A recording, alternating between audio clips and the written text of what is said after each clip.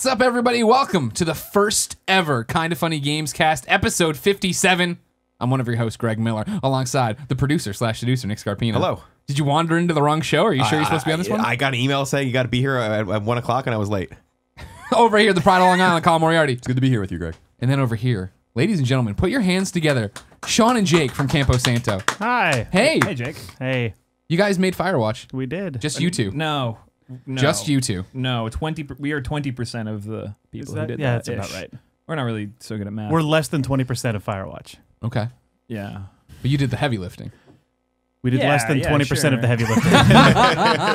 Tim Gettys has gone to Philadelphia to eat cheesesteaks and see his girlfriend. That sounds nice. It does sound nice. If he does That it sounds in- like a code. I was gonna say, if I hope he does you it eat in more that than order- cheesesteaks. You sat down next to someone and opened a newspaper and without making eye contact, said that sentence, and then left, and there was a dossier. I went to a water fountain and put underneath a flash drive. Yeah. Yeah. But no, he's just there eating cheesesteaks, hanging out. Okay. Yeah. And then, Nick, you're on this show I am. because you played Firewatch. I did. We all played Firewatch. Even Kevin played Firewatch. Oh, my stomach just went flop, flop, flop. It's weird meeting people who have played Firewatch because that wasn't true for like ever. Yeah, true. And now it's been true for a minute, and it's very peculiar. It's very strange. So, well, save it. Let's do all the rigmarole and we'll get the right whole thing into it. done. Right. Sorry. So yeah, Tim not dead, but he's not here. If you didn't know, this is the Kinda Funny Gamescast. Each and every week, 3, sometimes 4 best friends gather on this table You only know how to do talk one about show, video huh? game intros and stuff. Well, no, it's because I want to, it's funny when I do it because I Once do my you've own thing. perfected it, you Yeah. can Well, funny's in the eye of the beholder. I didn't find it that amusing, to be honest. You never find anything amusing though. That's true. That's your whole. That's your whole character. You're called Oscar the straight Grouch. man. That's Yeah, true. You're exactly. the straight man. If you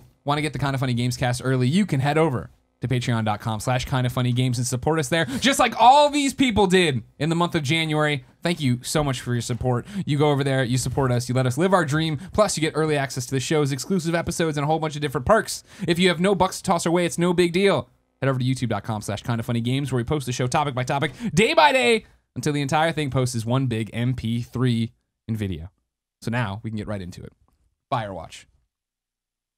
I thought you were gonna donkashang me there or something. Like, with the way you kind of rolled back. I feel like, Kevin, put this on the shopping list, that when we have a lot of people on the show, I do need one of them Drew Carey, Bob Barker mics. Oh, the tiny little lollipop You'd love it. with You'd the love little it. dot. It's very long, slender. No, I know what it is. Oh, it looks like a really small, I tiny was dick, just like Slender I Dick. immediately thought that'd be really cool for here. Thank you. Oh, sure, for you. For me. When I'm not using it, you can use it. Yeah. Yeah. Yeah. So you're talking about it. How weird is it right now? Because we're recording. This will post on Friday for patrons. Everybody else, when cheapskates later. How on. weird is it? It's Wednesday. I Your would game say came out Monday on moderately PC. weird. Yeah. Tuesday on It came PS4. out Tuesday. Oh, see, I don't know how Steam works. Yeah, Steam, Tuesday. Steam works. You just push the button whenever you press want. a green And you button did it and all then on it the same goes, day. and you go, oh, So it's been 24 hours of people playing the game. Yes. yeah, What's that like? really crazy. Yeah. Yeah, really cool. I mean, it's really just overwhelming because we're an independent developer. We are right now. There's 8 of us, I guess, in the office, and then a couple people elsewhere. And it's like when you make a game at a bigger place, it feels like everybody plays it all of a sudden, and all of a sudden there's like tens and tens and tens of thousands, 6 figures of people playing it. The noise sort of hits everyone equally, so you can kind of there's 200 people, so we're all kind of get it. Oh, when you're on a big team or at a big studio. But now Yeah. it's like when you're 7, you're like, oh my god, it's crippling. There's nowhere for it to go. You can't diffuse it. All the highs are really high and Yeah. the lows are really low. It's like, oh, it's not running on my computer. That stuff you're you just take so personally. But Sure. then you get the email. It's like, I just finished it and here are my thoughts. It's just too much. It's too loud. I am overstimulated. That's how I feel. That said, there's a lot less weird bureaucracy / sort of just ambiguity about can we patch, can we fix a thing, people have found something, and just being able to Yeah, put that's it nice. out Just boop. on, especially on Steam. It's incredible. Although I've never been as close to a Steam release as this because I'm used to working at Telltale where I used to work. Yeah.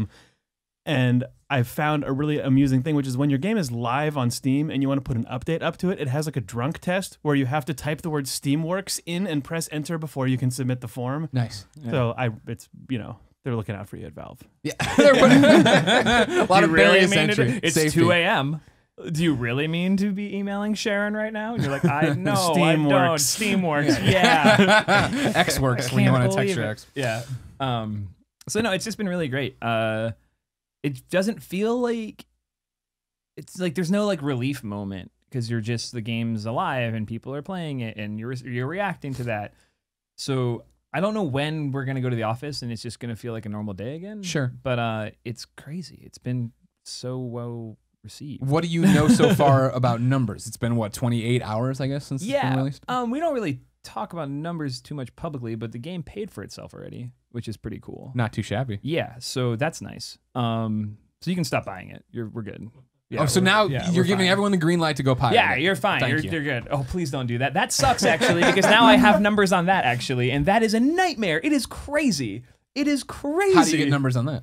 You just go look at all the different seeds torrent and sites torrent sites. You okay, just go look. Go try to pirate your own game, and you go like, oh, you know, you assume that those people were just never going to play it. Yeah, but it's still like a staggering number. sure. Like it's a staggering double-digit. There's a lot of people who are all. never going to buy your game, but will still beat it. Yeah, and like it's I mean, what do you do? You know, it is what it is.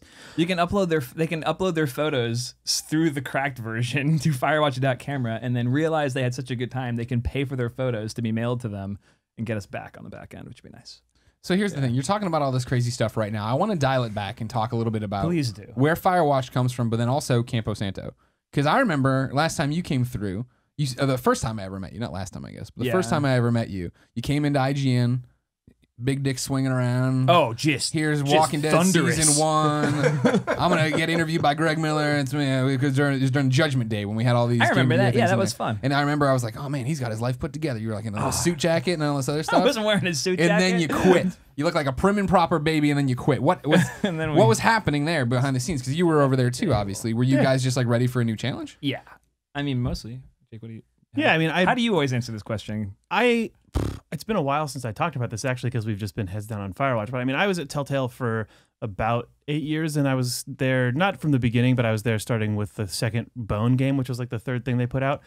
And I kind of felt like after shipping Walking Dead season 1, it wasn't actually that I wasn't enjoying my time at Telltale, but I felt like at that point I was one of the creative directors at that studio, and I just wanted to be in a situation where I was learning all the time again. Like I started off, Telltale was my first job in the games industry, and I started off like hired as a forum mod and community moderator, and I worked up over about 8 years to being a creative director, which was That's the path. that's That's what you want to do. that is the most insane trajectory in the entire world, I thought and that's the path everyone thinks they want. I don't know how that happened, but every single thing that I did there was learning something completely new, and then when Walking Dead season 1 ended, it was like the next logical step was Walking Dead season 2, and it was interesting, but not nearly as interesting and not nearly as crazy as saying this seems like an opportunity to go and try to do something where I know nothing except maybe some parts of how a video game is made, but not the majority of them, and definitely not starting a company and doing your own thing from scratch. So we know that drive. You know what I mean? That was Yeah. our thing, I think, is that we had been at IGN so long and gotten to this point where it was like, well, what's next? What's the next step for us? Yep. And when you looked outside, that's what it was. it was this room right here. This room, this table. Yeah. We're like, let's take a giant step backward. Shut Into my bedroom. spare bedroom. No, I love it. Yeah, that seems well about right. Yeah. Do you guys- It was just like if you get that itch to be like and you don't do it, then it's like, well, what would we? Eventually, time would have caught up to us really fast. It would have been like really easy to just stay put and keep. Also, you kind of get further away from products as companies grow, which is hard. Like unless you really fight to be on them. But even then, you get pulled in lots of different directions, and that's just life at every company that is more than. Yeah, wait until the day that you 20 find people. yourself being like the executive manager of Kind of Funny, and you're not actually on any of the shows anymore. Yeah, that'd be a good That'll never conference. happen. His ego will never allow that to happen. Yeah. A camera? Yeah. I will ruin everybody else's Yeah. show. No, but that's something that's really interesting. Do you guys feel like you could go back to that bigger Oh man, company? I don't think. I don't know. I've ever. So when we were a month ago, kind of finishing up the game and didn't really know anything about it. We didn't know anything about our own game really, and how players would respond to it. We knew what we thought about it, but that doesn't really get you anywhere. I at least was forced to sort of think about what if this doesn't work out? What's next? Sure. You know, so I think like, okay, like where would I go work? Like where who do I call and say, hey, Who can I would interview? take me now? You know, and that was really hard because it's like Jake was saying, if we want to do something, we do it, and we live with the good and the bad, and like we don't have a publisher, we don't have anybody saying, hey, don't do that. And if you live in that for long enough, especially when you're making a creative product, you kind of get accustomed to it. You know, like if we get an email from Sony or someone and they're like, we thought it, you know, not that they would do this, but like we get an email from anyone external that says, we think it'd be a good idea if you did blank. Like our first reaction is always just like, no, like you can't tell us what to do. Right. So then going into a structure is, I don't know. I think that'd be really hard. At the same time, like it's really fucking Sky can swear on this, right? Oh yeah. Yeah. Fuck. Whoa, Kevin, mom's sweet. She's great. What show are we on? Oh my God. Oh, Turn one F word crazy. later. We good? I got it out. Okay, I got it good, out. I'm ready. Well, there's pros and cons, right? Yeah, no, that's what I'm saying. It's really fucking scary when there's no barrier to the point where we're like, okay, if this game doesn't do well, like, do we let everybody go? Do we liquidate the office? Like, think about that stuff. Like, it's crazy. Where it's like, oh, if I was working at a big company or I was working at like a large size developer or even a mid sized developer that had a good publishing deal. It's someone else's problem at that point. Yeah, it's just someone else's problem. But now, I don't think I appreciated that enough as an employee, by the way. I don't think anybody can. It's impossible to. But like, I don't think I appreciated there's a lot of stuff. that. Having people that can mitigate tech support, having PR people, like doing all that stuff yourself is really interesting, and also makes you go, man, there are people who are really good at that job. You guys are on the other side of the mirror. Where it's the same thing for us. Where like when we got out and it was like, all right, how are we gonna have healthcare? And we all just looked at Nick, and Nick's like, I guess I'll figure it out. You're like, I don't thanks, know. Obama, I guess.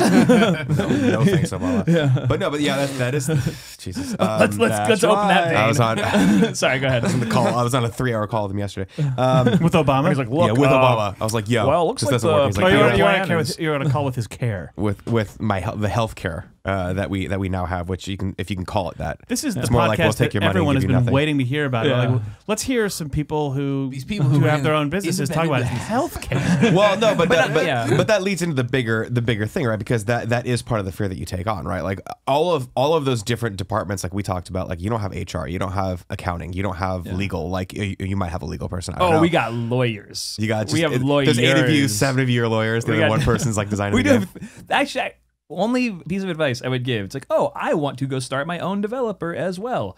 Get a good lawyer. Step 1. Like figure out who you're gonna who you're gonna work with. Sure, whatever. Doesn't matter. Get a lawyer. Get a good lawyer and just pay them and do that. And if you can't afford to do that, figure out a way to do it or don't do it. Yeah, I've realized that point, as well as get a good accountant, like someone who can actually take care of, making sure you're not getting thousands of dollars of bills when you're not paying things for the government and they come take all your money and lock Colin up and take him away, deport him back to Canada. That would be such a bummer. Right, the island. Where are you from? I'm not Canadian, so You're they not couldn't deport Canadian. me. All right, well. I'm natural born. Are you? Yeah. So But no, I can vote for you relate. one I can day. relate to what you guys are saying in the sense that something you said resonated with me, which was like you can never, or at least insinuate you can never really go back. Like once you've crossed the line to do your own thing, it's people say that to us all the time. Like, would you ever want to go back to your old jobs? Would you ever want to? It's like I would never want to not do this, because it's scary. It's super scary, but it's freeing. And even though it's uncertain, we have all the power. Like everything that fails or succeeds is based on the 5 of us. So I wouldn't trade it for the world. I would never want to go back to like the corporate world ever again. Ever. It also feels like going back would be like it's like you live in this time now where like you can do all this. Like you guys are just doing all this. It's just working. It's gonna go on the internet. Like it's just the thing. Like, you're just doing the thing you should be doing with no extra stuff. And I think it's almost like I don't know what it's like. I don't know what the metaphor is, but to not do it feels like really bad. It just feels like this maybe is a rare time, like who knows what the landscape will be like for independent developers or like independent content creators in 10 years or in 20 years. But right now you can do it. You can do it Tomorrow. And that just feels like to not take that opportunity, at least for us, felt sort of like shameful. Or So how did the conversation begin for you guys? You're I both felt no at Telltale and you're finishing season 1 and you start like, well, what comes? I'm then wondering about what happens next, and you're like, me too. I mean, I don't know. I think like Sean and I were housemates at that time, and we just Yeah, we did the Idle Thumbs podcast together, and you just always talk about weird ideas that you have. And then we sort of realized as Walking Dead was finishing up that we could maybe actually make that real. It did really help that we, Michon and our friend Chris Ramo, who's also on Idle Thumbs, that like just in the middle of Walking Dead season 1, we did a Kickstarter for Idle Thumbs, and we were able to raise enough money to rent a permanent recording studio, turn that into an actual business, and like a tiny weird one, but you know, like that that was enough to sort of make us go, oh, actually I think we could do a way more outrageous version of that and actually try to start our own company to make video games. Like, Sure. you know, we had that taste, and that coupled with Walking Dead doing well and coupled with us just always bouncing dumb ideas off each other meant that it just sort of, I don't know. I don't really. There was it just no kind sort of appeared, like it kind of just appeared slowly. like as an there was idea. no like let's go to lunch and talk about it. It was just sort of I don't remember not having the idea, I guess. So like, what was the? I mean, for us, it was a little bit of a process too. There was never one moment where we're like, this is happening. But was there a defining moment where you were like, fuck, like, okay, we're all gonna do this. Like, this is actually gonna happen. Yeah, I think a little bit. Like, I don't know how interesting this is, but I do remember that we were working and we had like putting our toes in the water of like this idea, and then we kind of hit Is a the point idea Firewatch? of just leaving. Okay. Of just leaving. We didn't even have the name Campo Santo or anything. We had nothing. And I remember, and a project came up at Telltale, and we were brought in on it really early, which is great, and it was really, really exciting, and it was totally secret. And I remember having to go to the first meeting for it and going like, I don't feel like I should go to this meeting because like my heart is like, I'm already out. So Jake and I like just got together, and I was like, do you feel this way too? He's like, yeah, I feel this way too. So then it was like, well, this is the moment where we have to just go talk to people and say, hey, we actually don't know if we should go to this meeting because we think we're going to try to start our own company. And that was like that gut feeling of like, that would be really shitty if I went to this meeting right now. We ended up going. It was great, and like we were. But we gave him all sorts of bad ideas. to sound you know bad. what I mean. we went, but people had the knowledge already that we were planning on leaving. Yeah. So we just felt like it would have been really like dishonest, I guess, of us to be there as creative representatives of Telltale when our heart was already in another place, and that was totally the turning point. You're right. I forgot about that. That's really awesome though, because you guys, I mean, not many people would actually listen to that voice. A lot of people would say, listen to the voice. Always listen to the voice. well, I mean, but it's dangerous, right? Because you guys were at a place like, you know, where either financially or technically you guys could go make your own game, right? So like, you can't, if you're just out of college and you're like, Are either of those true? I don't know. well, but I mean, you had we an didn't know if either 8-year. of those things were true. Like, I will say that much. We were definitely like, oh, I think we might get fired right now.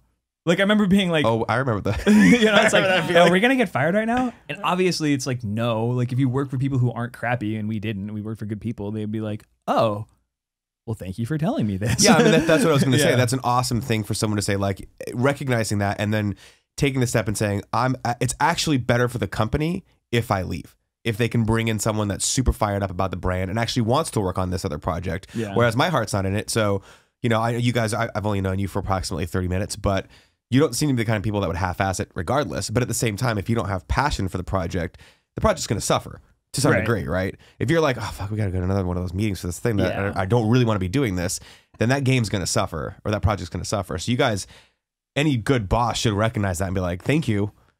Good Godspeed. Let's get people in here that'll actually burn the midnight oil for me. You know? That process was all really healthy, I think. But it was really scary.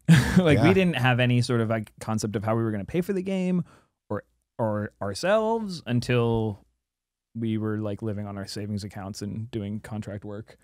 Like, it's really weird to do contract work for like mobile game studios in San Francisco. It's very And what weird. would that entail? It's like making art and doing stuff, or making levels, and Design. everything? We were doing just like design and a lot of story creative direction, pitches and story stuff pitches. for various Gotcha. San Francisco phone and social game companies. I did a couple like That was script our- revs on like games that are out now on consoles that my name's not on. You know, like Sure, stuff like sure. that. You know, you get kind of called in to do stuff like that. So is the idea to leave and the idea for Firewatch, are they one and the same for the most part? Is it that you were, we want to leave, we started kicking around this game and you're like, well, we want to make that ourselves? I think we had some just sort of nebulous ideas in our head for things that we wanted to do, but it was more, let's try and do something on our own that we can come up with from scratch without, you know, like just, and see what shape it will take. Yeah. It was like, we know the things that what our skills are, And that's really the only thing we were ever greenlighting. We were always just like, okay, if Jane comes on board, the game is gonna like the art in the game is gonna feel and look like this way, and this is the sort of stuff we can build, and this is like the stuff that's really in our wheelhouse.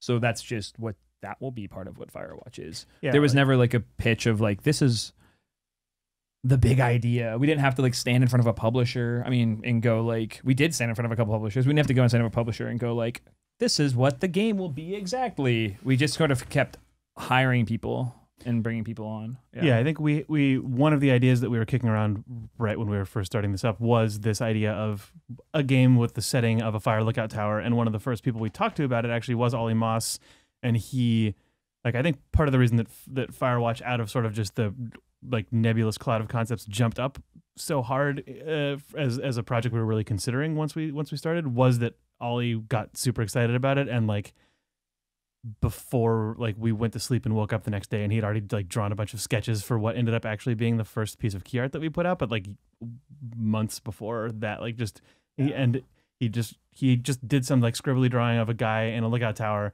with trees going off into the distance and the word Firewatch with the badge logo, and he's like this, and we're like yeah, I guess that's I guess that's what it is. I guess that's what we were talking about.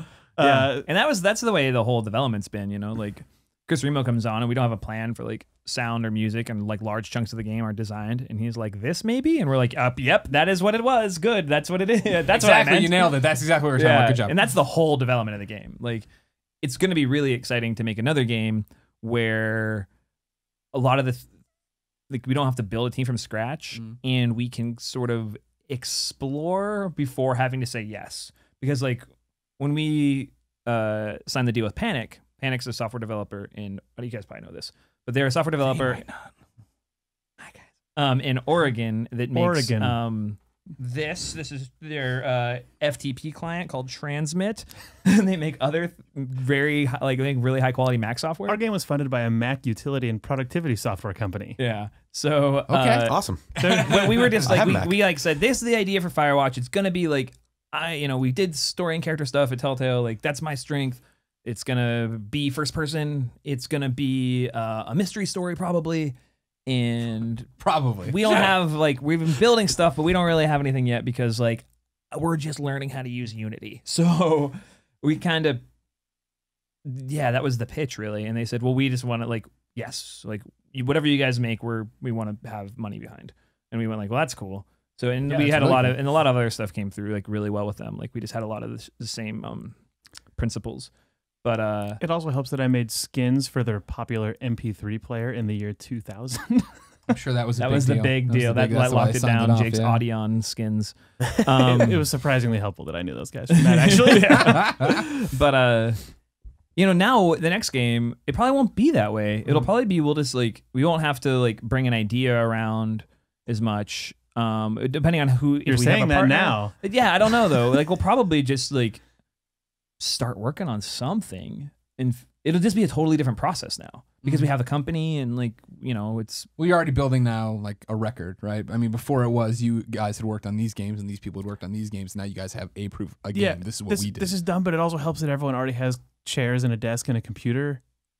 Yeah, that's a big help. It's not. That does not. That makes a lot of sense. There's like a server that you can check game content into, and we all have game engines that we know how to use. How many fights did you have about which microphones you were going to buy? A lot. Well, not fights. It was 6 months of Greg going, can we get the mics that don't cover all of our faces? You used to have this mic that was just like this big. That was just I don't know, because I'm not like none of us are audio engineers, right? So basically you have to go online and trust that there's a lot of people that say these are good and everyone else uses these, and let's try them, and then but that could have been really bad for us because they're expensive, but it worked out because they're really good mics. Yeah. So I mean, I feel that pain of like all that energy that goes into setting it up, you guys don't have to deal with anymore, right? Now you can just sort of like... We can evolve. We don't have to create from scratch. You don't have to have like the big bang moment. We can just sort of like... Do you feel like that's good? You're going to lose a little bit of the edge though? Because you don't... Good. Yeah? Yeah, I'm like, I hope we lose some of the edge. The edge is hard. No, I don't think so. I mean, I have no idea, but I'm really looking forward to it. Like it was just... To losing your edge? Well, I'm looking forward to just the different process. I'm looking forward to like... I mean, we built Firewatch and shipped on Steam and console on PS4 and set up a company and everything in like 25 months. And I'm excited to have 25 months to make a game and not do all the other stuff where like I was dumb. I have like we hired this this guy Gabe who ended up becoming just sort of like office coordinator, like just like the glue of like of shipping a game. Like he's not a producer, but he does like QA and he does like this makes the company work. And like I refused to hire someone like that for the first year plus. That was so dumb. Yeah. I was just trying to save money and like I was like, I just got to learn to do it all. I got to do it all. Yeah. And now it's weird. There's like little tiny parts of the company like I'm not quite sure how that runs because Gabe's here, you know. And like that's a really weird feeling. But for the first year and a half, I refused to have that feeling. As Gabe starts coming in with nicer and nicer suits and like, It's like I think Gabe is embezzling money. Tesla. Gabe, you have a driver? No, but you know that is crazy because there's more. The more you relent that control, the more you have to be a little more strategic. You can't be as hands-on, right? We brought Kevin on, and Kevin's been awesome, but now we have people that do our web design for us for kindoffunny.com, and it's like every person you bring on has their own skill set, but it also it brings a level of anxiety where you're like, fuck, I don't know what they do anymore, and like You have to trust people that work with you. It's weird. It fucking sucks. Yeah. I hate trusting Kevin. He's a very trustworthy person. Look at him. He's in the bathroom right now looking at us. That's why I don't how trust him. You're like, yeah, we hired Kevin. That's when he gets up to leave. He gets up and just crosses takes off. in front of the But like cam. that's Goes it to the though. Like bathroom. you basically have to trust anyone you hire with anything you can think of, and when you're small, and that is a really good thing to learn, and it feels really good when you have people that you like can trust. And I think like that's something that's like we have to keep reminding ourselves is like I've definitely been in work situations where I didn't feel trusted, and like that's the worst. It's the worst situation. So making sure that like you bring in people who like you ultimately trust implicitly across every phase of the company is like absolutely is just like the only important thing. It's like if you do that and they know how to make games, you'll probably make a pretty good game. Yeah. Yeah. You don't know. It might not be what you think it's going to be, but it'll be good. You know. Hi. Hey, buddy. How you doing? I'm quite well, thank you. So my question about all this is, where does is it you who comes up with the idea of Firewatch, or is it going to be this guy watching out for fires? Like, yeah. I mean, where it did was that like, spring from? That's such a weird idea. It's great. Don't get me wrong, but weird. Jake was my roommate, and I said, I'm kind of hammering on this stupid idea. And by hammering on an idea, I mean just like sitting at my computer and like writing stuff and Googling stuff and just looking, just like, I don't know. And I said, I have this idea for maybe like a puzzle game, and you live in this fire lookout tower. It's not a puzzle game. Firewatch is not a puzzle game. But that was like, and Jake said, that's cool. And then that was just one of the ideas that was on the board when we were looking at what's the sort of things we would make. So that's like the theme, and we didn't quite know what the mechanic was until like Ollie and Nell showed up. But we like, if we make a first person game, which is what we really wanted to do, really badly, we knew we wanted to make a first person game. Then Why? that'll be the setting. Just because it was different than what you were doing before? I guess we both play a lot of them and like them. Yeah. I mean, like some of my favorite experiences in gaming are like compelling single player first person worlds. Like I love Half-Life, Portal, Dishonored, BioShock, you know. I even like just like really muted, like, and stuff like Far Cry 2. yeah. I like Stalker or like DayZ. You know, DayZ is obviously like crazy, but in the early days of DayZ, it was just like really kind of boring most of the time. And I really liked that. And I'm like, let's make a boring first person game, but I like Just the tranquility of trying to start this farm in this zombie wasteland. I like being out. I like just being in a space in first person. Like Half-Life 2 is one of my favorite games of all time. Half-Life. And just like the things, all the challenges that came along with trying to tell a story that way were exciting to me. It just feels, when you're in a first person like game and the story is working and the environment is working, it transports you in a way that like I just hadn't been when playing an adventure game since like Full Throttle maybe. Yeah, and I just hadn't, I was like just so hungry to like try to do that. I think also the way that you receive information as a player in a first person game where there's another person who's talking to you is always, I think, is really unique to like if you think about GLaDOS or Alex Vance or Atlas or Shodan or whatever, the way that your brain like processes the first person stuff coming in as well as that voice in your ear is a feeling that I just love, and I think it is really unique to first person games. And when we like, I think if there was any ambiguity that Firewatch would be first person or not, which I don't think there was, it was once the radio thing came in, it felt like it all really made sense because having a first person game with that voice, but you could talk back and forth to them all the time, and that was the input in the game. Like that just did a lot of stuff that I think we were both really excited about. So then you get moving, everything's going. Does it all go according to plan? Like, is it as easy as you wanted it to be? Yeah. Nothing happened along the way. Breezy 25 months. But I mean, you know what I mean. Were there were there perfect moments machine. of like, fuck, are we gonna make it kind of thing? Yeah. I mean, I don't think we ever thought that the game was gonna just like spin out and not happen. But there were Yeah, I places. never thought we wouldn't ship. There were places where we were like, this is gonna take longer than we thought it was, or like we were putting too much effort into this part of the game, and it turns out that's not quite as what the game is about in the way that we thought. Or, you know, you just keep revving on the story over and over again, like you do with anything that's story heavy, no matter what medium you're in. And I think that's cool. Yeah, accurate. Like misplaced energy happens a lot, where you're like, I think this thing's more important than it is, or less, like, or vice versa. And then we were lucky coming from Telltale, and we're the only people who come from Telltale at Campo Santo.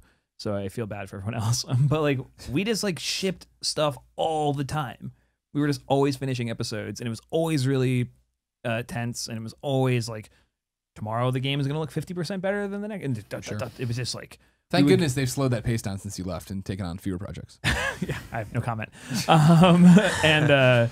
That was really healthy because I just never built. It's like having shipped a bunch of products, I never felt like we weren't going to ship this one. Yep. Because like I'd look at it and go like, oof, we got a little ways to go, but like I've been on this journey 10 times, you know, or whatever. that said, it was really different on Firewatch after working at Telltale for so long, because at Telltale you do ship all the time, but once the first episode, whether it's even if it's a season 2, but usually when it's the pilot of a new Telltale series, you spend a lot of time on that, and then once that's locked in, like the track is basically laid out in front of you as far as the mechanics and as far as like how the presentation of the game works, and you hopefully have your story lined up, and you just have to sort of riff inside of that space. Whereas with Firewatch, it's still like it's all out there as a complete game until the very end when it goes boop, and you're like, oh, it's done. Okay, we completed the entirety of Firewatch, as opposed to like you ship a part, episode 1. Yeah, like if you ship Tales from the Borderlands episode 1, it's like you've established all the things that are going to be in Tales from the Borderlands, basically, until you get cheeky and bored and start subverting it in later episodes. But you still like, there's something there to subvert. Whereas, yeah, you know, it also spreads out the anxiety a little bit. I think, like I didn't feel like when you ship 5 episodes, you have 5 small peaks of anxiety instead of one and if one gets giant badly anxiety reviewed, mountain. You know, like I wrote, I write an episode or something and like be like, people didn't really like that one, you know, and I'll be like, I'll get him back next time. Sure, you know. That was always really nice, as opposed to like the feeling I have now, which is like, can we just make another game now, please? Like now. I had my one shot, and so anybody who's disappointed, I gotta you know, wait it's like 2 see you years. in 24 months. Yeah. Gosh, who knows? So, yeah. Yeah. Yeah. But like also, I mean, I just think we were so lucky to go through that. You know, like I was at Telltale 5.5 years. I love that bird, by the way. That's in your. That's very peaceful. good nature. I love that bird out there. I don't know if you can There's hear a that big bird. park over there. Yeah. Someone's got the kind of funny nature pack running in the background. Yeah. But like I was at Telltale for like 70% of the schedule of like BioShock Infinite. You know what I mean? Like I could have just shipped one game in all that time. Yeah. And I feel like that would have a great game, but I feel like it was good to ship so much. It was really helpful. So then, what has this week been like at the office? Like, is it like it's submitted, you're ready to go? Is it chill out? Is it interviews? No. Is it?